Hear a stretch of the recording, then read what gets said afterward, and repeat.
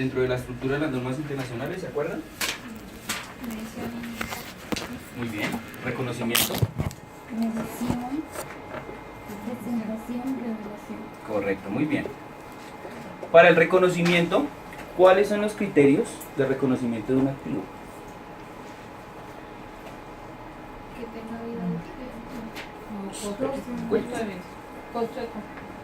No. Ah, no, perdón.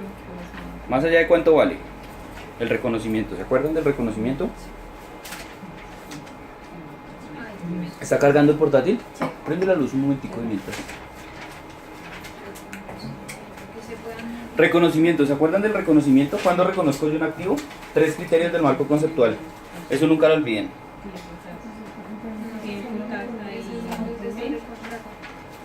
Pero esos son los tres conceptos de cuenta. Que es un recurso controlado, Es un beneficio económico. que tiene un beneficio económico futuro y que se puede medir fiablemente. ¿Qué pasa con los elementos de propiedad planta de equipo?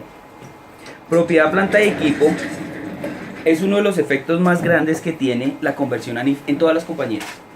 Por una sencilla razón, todas las compañías tienen propiedad planta de equipo, así sea un computador. Todas. Y todas, por ende, van a tener que hacer un análisis sobre esa propiedad planta de equipo. Por ejemplo, si nosotros tenemos un edificio que compramos hace 25 años y lo cobramos por 100 pesos, ¿cuánto será el saldo en libros en la cuenta 15 a hoy?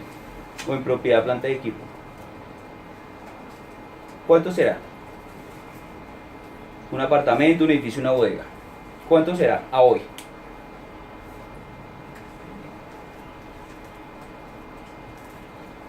Si ahí tienen en la contabilidad ustedes una oficina y la tienen hace 25 años.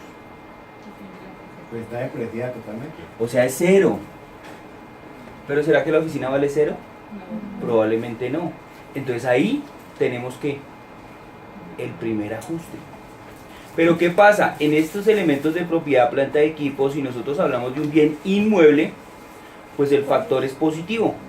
Porque los bienes inmuebles todos los días se revalorizan. O los bienes inmuebles siempre tienen un valor de mercado que es fluctuante hacia el alza. Pero si nosotros hablamos de cualquier otro, probablemente no. Si hablamos de un carro, ¿será que se va al alza? Si hablamos de un computador, de una máquina, los demás es todo lo contrario. Entonces yo tengo que tener en cuenta, cada análisis se hace por activo. La única manera de hacerlo por grupos de activos es, por ejemplo, que yo tuviera 1000 sillas de estas blancas. Pues ahí sí puedo tomar una base homogénea. Pero yo no puedo decir que si tengo 100 sillas de estas que son más costosas, que son diferentes referencias, que valen más de 1 millón de pesos, etcétera, etcétera, pues ahí el análisis tiene que ser diferente. Porque no puedo tomar una postura porque el valor y el deterioro es diferente. Ahora bien, cuando nosotros estamos haciendo este análisis, lo primero que tenemos que hacer que es una conciliación de activos. ¿Qué activos estoy usando y tienen valor en ceros como este? ¿Y qué activos no estoy usando y tienen saldo en libros? Porque este activo probablemente va a tener por allá algo en la cuenta 19, en las cuentas de valorizaciones. Hay compañías o entidades que le ponen valorización a elementos que son diferentes. Esas valorizaciones no son reales. Cuando ustedes ven valorización de computadores, de vehículos, eso no es real. Eso tendrá que irse contra una cuenta de ganancias retenidas. ¿Qué pasa con el tema de la valorización? Todo el mundo piensa y estima que la valorización se va bajo NIF y no en todos los casos aplica así. ¿Sí? ¿Por qué esta circunstancia no aplica? Porque resulta que la valorización es un reconocimiento que se hizo bajo un marco técnico normativo anterior. Entonces, ¿qué pasa? Primero que todo yo tengo que hacer una conciliación de activos, que es parte del trabajo que hay que hacer siempre. Para yo poder dar de alta un activo tengo que definir dos cosas. Uno, si cumple con los criterios de ser un activo y no es un gasto. Y dos, tengo que definir a partir de qué momento tengo activos de menor cuantía. ¿Cómo lo hacemos hoy? Hoy lo hacemos por una norma fiscal que son 50 VTs, como 1.300.000. Pero yo puedo reconocer activos 5 millones, 3 millones, 2 millones. ¿De qué dependerá eso? De mi política. Hay constructoras que reconocen activos después de $30.000, por ejemplo, o $10.000. No les interesa tener activos, sino todos los llevan al costo de los proyectos, así compren una volqueta, compren un camión, compren lo que sea. ¿Sí? Porque ese es el modelo de negocio. Entonces, si yo tengo una política, listo, yo puedo dar un estándar de las 50 VTs. Pero ¿será que ese es el real? Probablemente no. Puede que yo active activos, valga la redundancia, después de 2 millones, de 2 millones y medio. Eso hay que definirlo por compañía. Ahora bien, cuando yo tengo mi base de activos o mi masa de activos depurada, tengo que tomar una postura para poder reconocerlos. Es decir, en el momento 1, que es la apertura. Tengo 3 posibilidades para poder tomar este tipo de análisis. La primera, ¿cuál es? Recalcular el costo. Estamos solo en el reconocimiento. Entonces, ¿cuáles son los pasos? Primero, determinar cuáles cumplen el criterio activo. Es decir, que sirva, que dé beneficios económicos. Segundo, hacer la conciliación de activos. ¿Qué activos estoy usando y no están en libros? Y viceversa. ¿Qué activos no estoy usando y tienen saldo en libros? Ese sería el segundo paso. Ya el tercer paso va a ser cómo determino yo reconocer esos activos. ¿Cierto? ¿Y cómo lo hago yo? Puedo recalcular el costo. ¿Qué será recalcular el costo? Recalcular el costo es tomar el costo histórico más las adiciones más las mejoras menos la depreciación menos el deterioro, y esto lo divido en una vida útil real.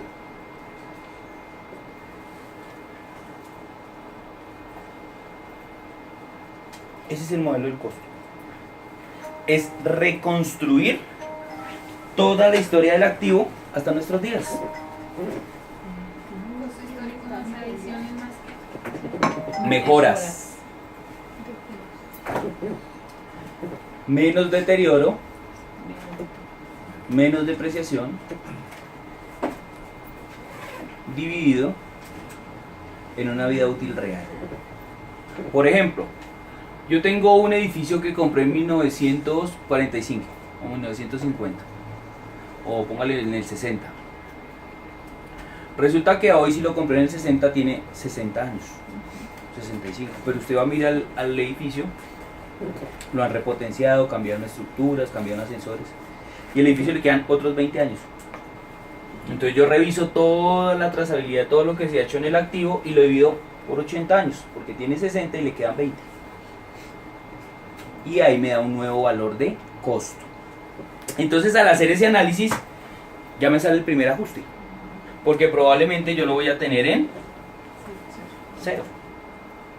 Entonces, por ejemplo, si yo recalculo el costo, entonces aquí yo tengo saldo en libros, 0. Pongámosle valorizaciones, tengo 50 pesos. Y yo recalculo el costo, y el recálculo del costo me da, pongámosle 180 pesos. ¿Cuál sería el ajuste ahí? 130. El ajuste es que yo tengo que darle a la valorización, acreditar la valorización por los 50 y debitar el patrimonio por 50 contra las ganancias retenidas. Y simultáneamente reconocer un activo fijo por 180 y hacer un crédito al patrimonio por 180 a las ganancias retenidas. Aquí el efecto serán los 130. Eso con un activo en un solo escenario. ¿Sí es claro hasta aquí? ¿Dónde está la clave de poder analizar el costo? En reconstruir la información. Es el camino más largo, pero es como el más, entre comillas, idóneo. Yo lo que no entiendo ahí es por qué se divide por el valor, Por los años. por los años. Porque yo tengo que determinar a hoy cuál es el valor del activo con la proporción de su vida útil real, y para poder determinar la vida útil remanente, cuánto le queda, y sobre ese saldo depreciable. Quiere decir que este conjunto a hoy se divide sobre el espectro real de la vida útil del activo, y voy a sacar la proporción a hoy, cuánto debo reconocer en libros y cuánto le queda. ¿No van a calcular sobre cuánto lo puedo vender? No, espere que ya vamos para allá. Por ahí no es. Son tres diferentes. Este es uno. Sí. Porque en este momento, ¿cuál es? El análisis no es que vamos a vender un activo, sino que lo vamos a reconocer en la contabilidad porque está en ceros. Porque resultó que el activo ya está depreciado porque tiene 25 años. Entonces lo que vamos a hacer es de alta, darlo de alta. ¿Hasta aquí es claro? ¿Quién no ha entendido este pedacito? Todos conocemos cuál es el saldo de los libros, las mejoras, las adiciones. La clave en qué está, en que yo tengo que definir por la política una vida útil real. Más o menos una construcción y edificación en Colombia dura entre 50 y 70 años. Una bodega dura entre 60 y 100 años. Una oficina también dura entre 50 y 70 años. No duran 20. Para tenerlo como claro. ¿Listo? Ahora bien, viene el segundo escenario. Esto es para el reconocimiento inicial cuando uno encuentra las cifras del balance que venía en Colgap. El segundo escenario, ¿cuál es? El modelo de revaluación. ¿Cómo? Perdón. O bueno, si dejemos este y vemos el otro de terceras. Revaluación como costo atribuido. Todo esto que les estoy diciendo está en el párrafo 35.10 de la sección PAPIMES. Adopción por primera vez. ¿Qué dice el modelo de revaluación como costo atribuido? Le dice, vea, usted en algún momento dentro de su contabilidad local hizo alguna medición. Entonces hágame un favor, tome el saldo en libros y júntelo con la valorización. Por ejemplo, el saldo en libros eran 50 pesos y la valorización eran 150. Quiere decir que mi activo ahora vale 200. Y le doy una vida útil hacia adelante por política.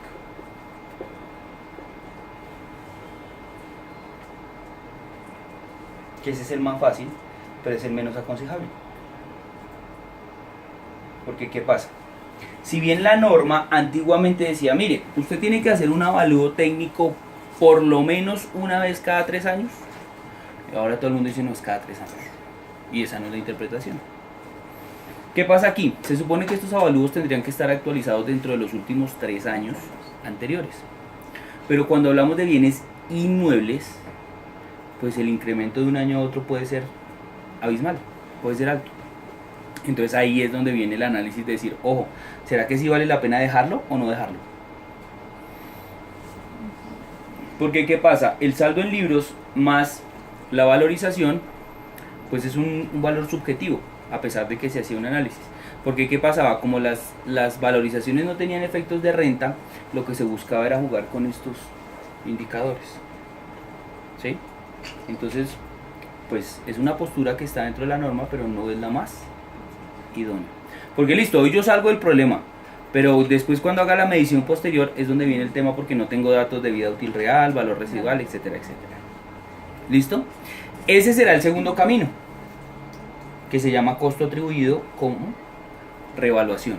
Coger y tomar saldo en libros más la valorización, y ese es el valor que me queda. Muchos lo hacen, otros no. Y el tercer camino que ha hablado Hugo es el costo atribuido como valor razonable. ¿Qué es qué? hacer un avalúo técnico. Pero entonces si yo hago hoy avalúo técnico, tengo que deshacer el saldo en libros, deshacer la valorización e incorporar el nuevo avalúo. Y creo una partida que se llama superávit por revaluación, modelo de revaluación. Ese superávit que tendrá que aumentar o disminuir periodo a periodo de acuerdo a qué, a la fluctuación que tenga el inmueble. El problema está en que usted lo supedita a que tiene que hacer avalúos técnicos todos los años. ¿Sí? La mayoría de compañías hay que analizar estas tres situaciones para el tema de los inmuebles. Para los demás elementos del activo no. Podemos o recalcular costo o tomar el costo atribuido. Podemos seguir como estábamos. Lo que pasa es que si uno mira un computador, fiscalmente se deprecia en 5 años. Todos sabemos que un computador no dura 5 años. Dura menos. Entonces lo lógico es que cambiemos la postura de que digamos a 5 años no, a 3. Y ahí es donde se empiezan a ver las diferencias entre uno y el otro. Con esto se empiezan a ver también las diferencias. Porque en algún momento el patrón de depreciación va a ser menor. Porque yo utilizo vidas útiles reales, por ejemplo para los inmuebles que son más largas. O para el tema que es tecnológico o mecánico, más cortas. Y todo no se usa línea recta.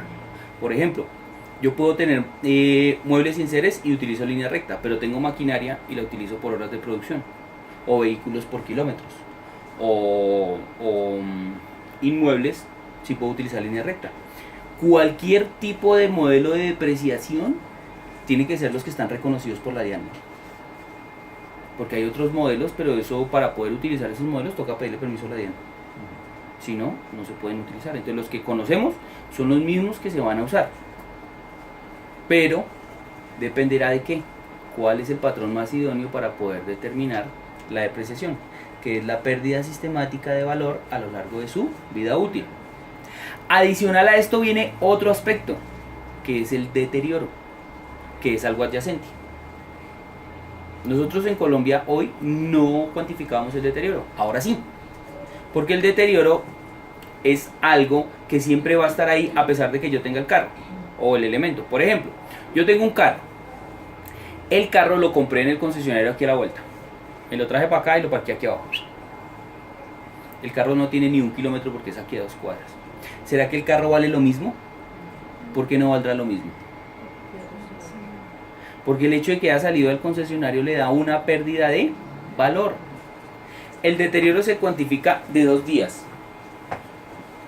Por las fuentes externas y por las fuentes internas.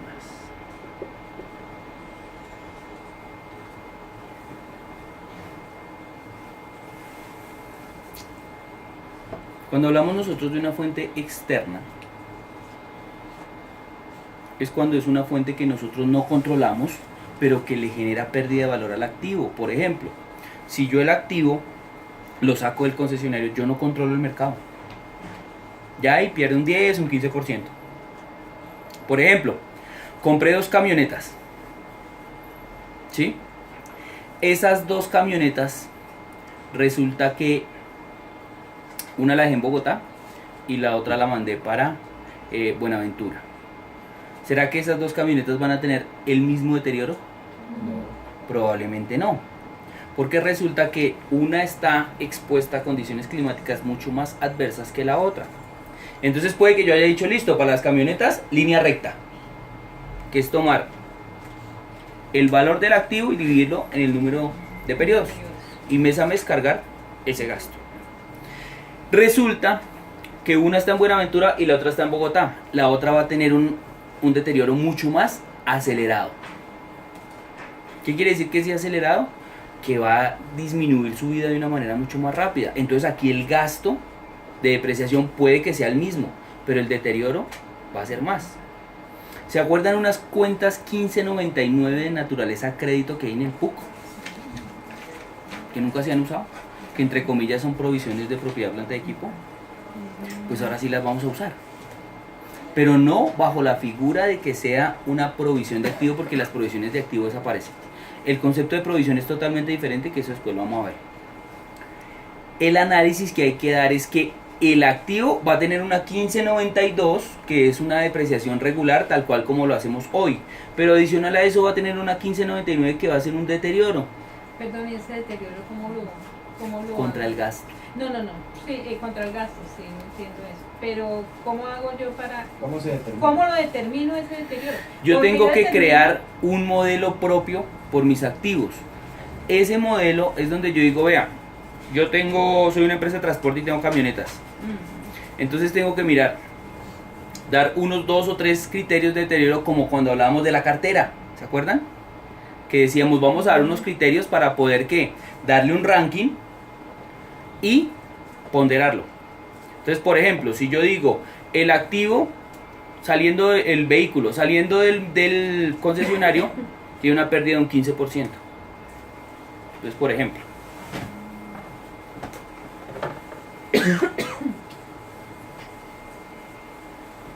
yo compro una camioneta que vale 60 millones, ¿sí? La voy a depreciar en 60 meses. Quiere decir que mensualmente tiene una depreciación de 1 y al año son 12, ¿cierto? Pero resulta que yo la saqué del concesionario, esto durante el primer año, mi depreciación es 12. ¿Cuánto vale a la vuelta del primer año? Vale 48. ¿Sí? ¿Qué pasó? Esa camioneta, a la vuelta del primer año, como la saqué del concesionario, perdió un 20%. ¿Sí? Entonces, ¿qué pasa? A la vuelta del primer año, mi camioneta ya no vale 48, sino vale 36. Porque resulta que tiene una depreciación de 12 y un deterioro de 12. Entonces, a la vuelta del primer año me quedan 36 sobre 48 meses. Y en el primer año yo reconocía el gasto aquí contra una 1592 y aquí contra una 1599. Pero, o sea, son 24, no son 36. O sea, una pregunta ahí, ¿por qué entonces yo no le hago el deterioro cuando compro el... También, eso puede ser, como fue dentro del primer año, puede ser en el día 1 o puede ser en el día 360. Ah, yo pensé que estaban alzando la mano. Estás peinando. Sí, claro, usted decide. Lo que pasa es que usted presenta información que es a la vuelta del primer año. Entonces, al cierre del primer año, el deterioro lo lógico es que se mida por lo menos una vez al año, cuando hay evidencia. Si no hay evidencia de deterioro, no pasa nada. Porque es que hay activos que, por ejemplo, este computador, yo digo, yo lo voy a depreciar ahora en 2 años. Y si nadie le regó un jugo ni le dio un golpe, pues sigue, son los 2 años y no pasa nada. Obsoleto. Porque es que un computador también puede durar mucho tiempo, los viejitos duraban más. Pero yo no entiendo una cosa ahí, se supone que la depreciación era eso, el deterioro del artículo, que ya todo antes. Ya no, porque el hecho de que yo tenga el activo, automáticamente tiene un principio de obsolescencia. El deterioro es algo adyacente que yo no controlo. O puede que sí lo controle. Por ejemplo, el hecho de que yo tenga una fábrica y yo cierro una unidad de negocio y esas máquinas ya no las necesiten, automáticamente me toca a mí deteriorarlas y reconocer la ganancia ocasional por lo que las venda. Porque ya es un deterioro de fuente interna. Y eso es realidad económica. Entonces, ¿qué pasaba? A hoy los activos, la depreciación era como la pérdida de valor que ha tenido el bien. Pero resulta que el bien tiene unas pérdidas adicionales, que es su parte funcional, su parte mecánica, que es lo que hace perder valor. Por ejemplo, pasa también con muchos terrenos. Si un terreno se vuelve baldío o se vuelve... eso pasó en el banco. Que se llene de agua, ¿cómo se llama eso? Que se inunde, eso pierde un poco de valor. Lo mismo cuando usted tiene, por ejemplo, en el banco recibieron un bien recibido en pago por un embargo. Entonces se quedó con ese club, era un club, y lo invadieron los desplazados por allá en el valle. Entonces ¿Quién compra Pérdida eso? total. Eso es comprar un problema, porque para sacar a esa gente eso toca con un ejército. Entonces ahí es donde vienen todos esos análisis y eso es deterioro. Puede que usted mire la planta física y dice le quedan 10 años de vida útil, 20 años y está bien y usted lo puede llevar en los libros. Pero eso es un hecho cierto que genera una pérdida de valor porque es que usted lo va a ir a vender y no puede hacerlo. O es como lo que quería hacer Petro, que decía, mire, vamos en la 76 hacia un parqueadero, entonces saquémoslos de ahí y construyamos un edificio desplazados. ¿Qué pasa con toda la gente que vive ahí alrededor? Pierde valorización, más allá de que yo lo tenga 50 años y le vaya haciendo la depreciación. Pero yo le hago la depreciación por un valor hoy que no existen los desplazados y mañana es otro el valor. Y no es porque uno esté segmentando a las personas, sino por el hecho de que todo eso genera impacto financiero. Entonces, ¿qué pasa? Para eso existe la sección 27 y la NIC 36, para poder hacer estos análisis. Porque yo tengo que por lo menos una vez en el periodo revisar el deterioro o cuando tenga evidencia objetiva. Es decir, cuando me dé cuenta que la situación se está dando. ¿Listo? Entonces ya tenemos los 3 análisis para el reconocimiento inicial. Porque como ustedes vieron, en uno me puede dar 150, en el otro me puede dar 200 y en el otro me puede dar 50. Entonces ahí es donde vienen las decisiones de la gerencia. ¿Qué me conviene más? Porque resulta que si yo dejo los 250 para que me quede valorizado al tope, pues en 4 años ¿qué va a pasar? Pues me toca pagar impuestos sobre eso. El impuesto a la riqueza probablemente no se vaya, sino va a seguir. Pero ya con patrimonios valorizados bajo NIF. Exacto. O lo contrario, hay empresas que quedaron en causal de disolución. Porque los activos que tenían los tenían. Y usted a mirar y activos que ya no poseían y seguían teniendo saldo en libros. Y llevaba una depreciación automática en un sistema. Pero ya no existe. No había nada. Exacto. Entonces ahí es donde viene el tema. Hay que buscar la manera más idónea para evitar un impacto fuerte en esta situación, porque esto es lo que más genera impuesto diferido bajo NIF, que es diferente, que se lo vamos a ver después de que veamos todo, porque el impacto es sobre todo el balance bajo NIF.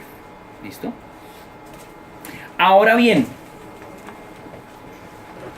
viene la medición.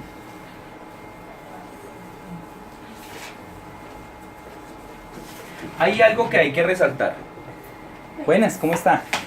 Que no hemos descontado. ¿Han escuchado las propiedades de inversión? Inversión. ¿Sí han escuchado las propiedades de inversión? ¿Qué será una propiedad de inversión, compañeras? ¿Qué entendemos? Una propiedad de arriendo. Muy bien, eso es. Tiene un punto para el examen. Cuando nosotros hablamos de una propiedad de inversión, es el análisis que hay que hacerle inicialmente a los elementos bienes inmuebles, terrenos, oficinas, construcciones, etc.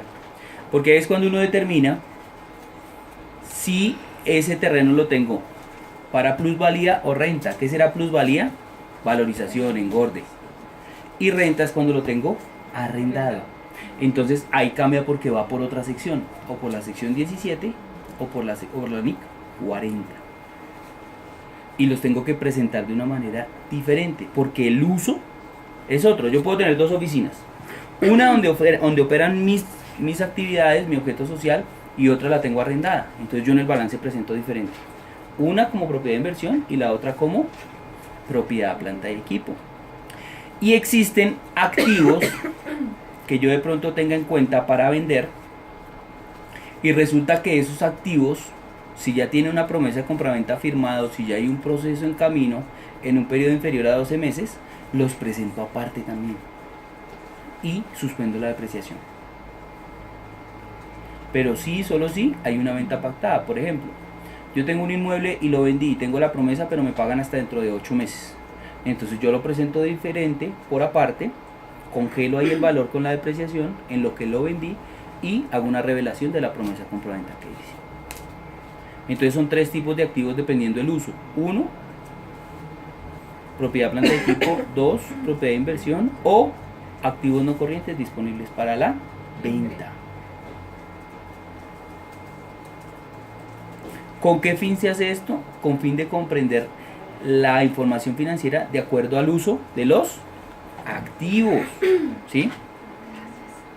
Entonces, si hay propiedades de inversión, aplica lo mismo que hemos visto. Costo atribuido, costo o... Muy bien. ¿Hasta aquí alguna pregunta, compañeras? Este tema sí es más fácil. Sí, es más fácil. Este es más fácil porque este sí es como el día a día. Y eso es lo que tenemos que mirar porque esto es lo que nos va a salir en todas las empresas. Todas las empresas tienen así sean computadores. Sillas. Y una silla, por decir, este escritorio puede que lo han comprado hace 10 años. Y lo ponemos a 10 años. Y dura 30 años. Entonces a los 20 años toca otra vez volverle a valor. Cada vez que nosotros hacemos una estimación es porque estimamos que el activo nos va a durar ese tiempo. Pero resulta que se agotó y sigue dando beneficios, pues lo voy a seguir otra vez activando. Porque es su realidad económica. Lo estoy usando. Existe otro valor, que ese sí es más complicado y se usa menos, que es cuando existen activos que son muy especializados y que no podemos determinar su valor. Por ejemplo, activos para acueductos, para redes, o por ejemplo taladros para hacer túneles. Son activos que son especializados y no hay una manera fácil de poder cuantificar su valor. Entonces, ¿qué toca hacer? Un flujo de caja descontado para poder determinar el valor de uso. ¿Cómo así descontado? Traerlo a valor presente con una tasa. Es decir, su merced coge una línea de tiempo, haga de cuenta de esto, tiene un momento 1 y tiene un momento cualquiera, Sí. dependiendo el tiempo que lo vaya a utilizar. Usted determina cuáles son las entradas de efectivo y cuáles son las salidas de efectivo durante ese flujo. Cuando llega el momento, lo trae a valor presente a una tasa. Cuando llega aquí a valor presente me va a dar un nuevo valor del activo. Este es el que voy a reconocer. Y lo voy a amortizar pues en el tiempo que haya determinado. Eso es un valor de uso. Pero el tema es complejo porque es solo para activos que son especializados. Si el activo no es especializado, pues podemos utilizar el valor razonable. ¿Sí? Que ya vamos para allá. ¿Listo? Eso para temas de reconocimiento. Tenemos diferentes posturas, todo dependerá de qué, de la política y del insumo de información que tengamos. Hay caminos difíciles, hay caminos fáciles y hay caminos tortuosos. Pero pues uno determina. Porque ¿qué pasa? Si yo llevo la contabilidad durante mucho tiempo, pues probablemente tengo que mirar y pensar hacia futuro. ¿Qué es lo que más me conviene a mí? ¿Hacer avalúos técnicos? Ah, bueno, entonces hoy hago un avalúo y listo, cargue el valor. ¿Y será que me toca seguir haciéndolos?